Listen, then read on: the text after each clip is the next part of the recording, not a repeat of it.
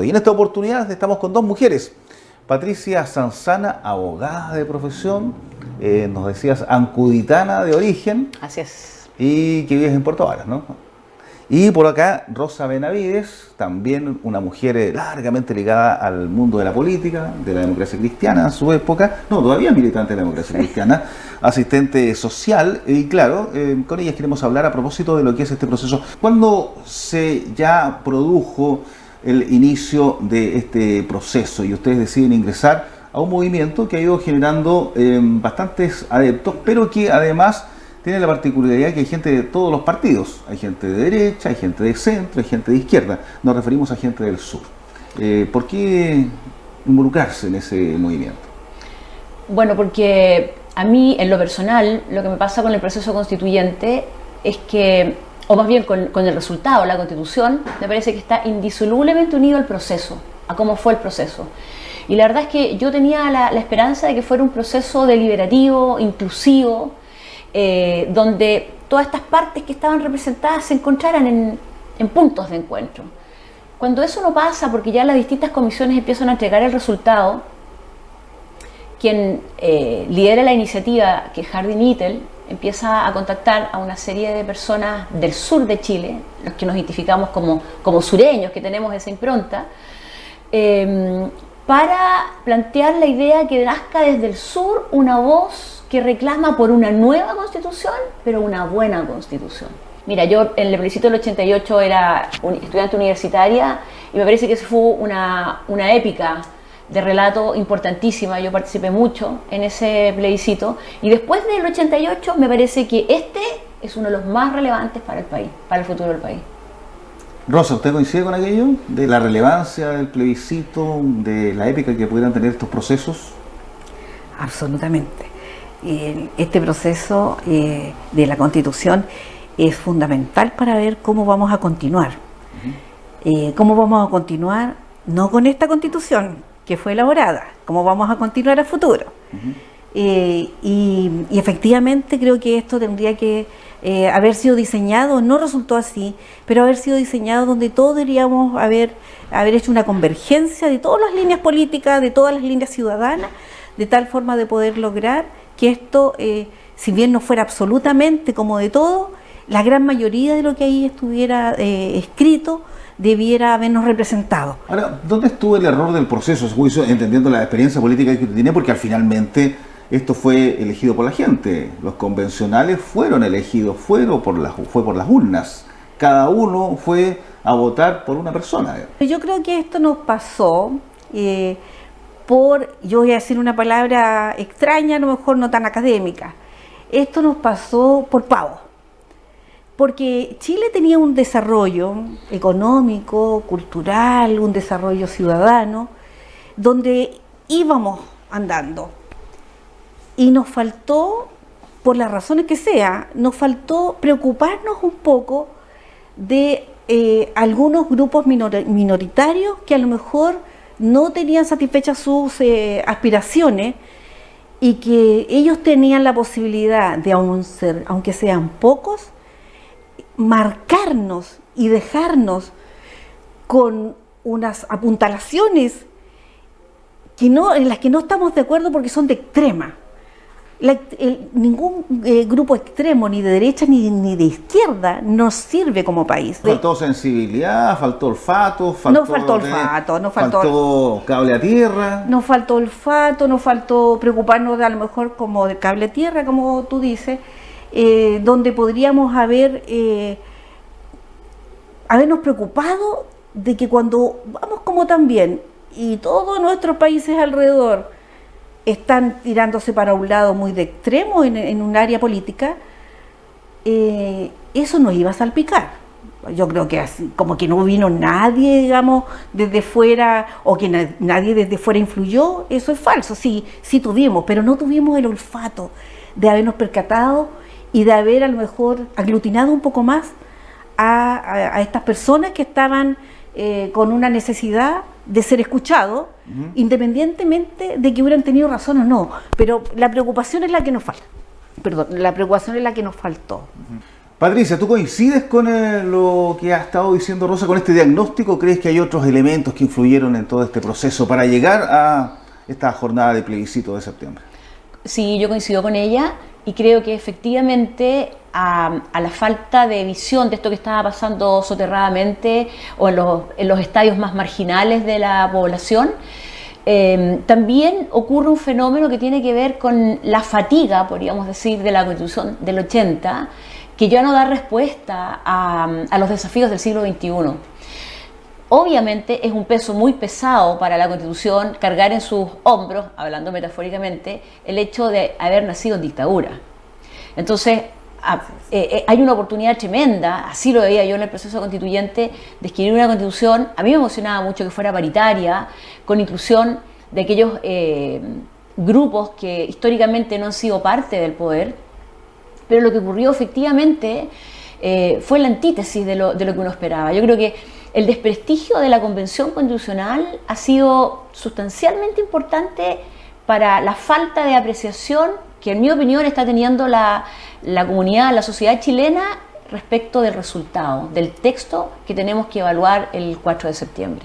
Porque en definitiva eso es lo que nos toca ahora evaluar, sí, claro, es el texto.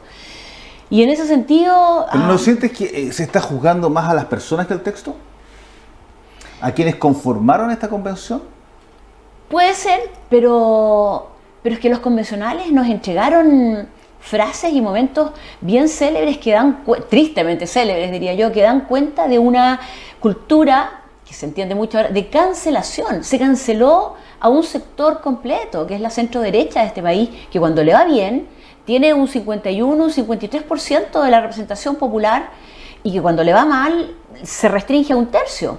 Y fíjate lo curioso, lo distinta que fue el resultado de la elección del Congreso, que fue a posteriori, donde las fuerzas democráticas se representaron de una manera completamente distinta a lo que ocurrió en la Convención. ¿Y cómo se explica eso entonces a juicio tuyo? Bueno, todas las elecciones obedecen a una fotografía del momento, creo yo. ¿Te fijas? Y el momento de la convención, el momentum de la convención es posterior al estallido social. Entonces estaba muy cargado de demanda y aparecieron estos grupos identitarios de demanda. Los feministas, los de vivienda, los de la naturaleza. Y esos fueron los que convocaron también los independientes. Recordemos que hubo una modificación constitucional para que los independientes también pudieran estar representados. Y digamos, los hechos han demostrado que muchos independientes e independientes no tenían nada, estaban muy vinculados al Partido Comunista o a Prueba de Dignidad. Entonces, claro, como decía Rosita, representaban una visión de una cultura de izquierda más extrema que no estaba dispuesta a transar, y como dijeron algunos constituyentes, vamos a hacer que ese otro sector lo pase mal. Ahora nos toca a nosotros. La verdad, los acuerdos se construyen con nosotros, no con los demás. Y eso yo creo que no es representativo de lo que quería el país. Ahora, Rosa, entendiendo todo este contexto, hay partidos de la exconcertación, de su propia colectividad. Hay mucha gente que piensa que hay que aprobar para reformar. Ha llegado a un acuerdo político el propio gobierno, los partidos oficialistas para eso. ¿Qué opina usted? Aprobar para reformar. Mira, a mí, ¿sabes qué me dio mucho gusto? El error político del señor Boric, de hacer este acuerdo, donde de verdad que desde antes se había expresado entre las comunidades políticas que al hacer esta acción él reconocía que no estaba buena la Constitución, la que está presentando para ser aprobada. Eso por un lado. Y por otro lado, si yo tengo un auto que me lo compré nuevo y le falta una rueda, no lo compro, me compro otro. ¿Para qué lo voy a arreglar? Y además, ¿qué sentido tendría que por lo demás lo que firmaron en el acuerdo de todos estos partidos políticos con el señor Boris, salió el señor del Partido Comunista inmediatamente diciendo que tenía, por decirlo en forma muy simple, que tenía como una duda de que esto pudiera realizarse? Y yo no les creo. Yo creo que no están convencidos ellos de reformar. Pero aún así, los puntos que establecieron son mucho menores a lo que realmente la ciudadanía dice que hay que modificar. A mí, por ejemplo, me preocupa mucho el tema de las pensiones. Yo tengo 64 años y no me parece que en el tema de las pensiones exista una gran dificultad donde solo el Estado se haga cargo de todos esos recursos, porque el Estado no tiene la capacidad actualmente. Tal vez en otros países más desarrollados sí la tienen, pero la capacidad administrativa y técnica, este país no la tiene. Entonces tiene que haber una compensación entre quienes son privados y quienes son públicos. Patricia, y leyendo el texto, ¿qué no le gusta, que sí rescata, por ejemplo? Yo diría que en lo personal, a mí lo que más me duele de la propuesta de constitución, porque es un borrador, no es una constitución, es que elimina una cosa que para mí es esencial de los principios de la democracia, que es una persona, un voto. Eso desaparece.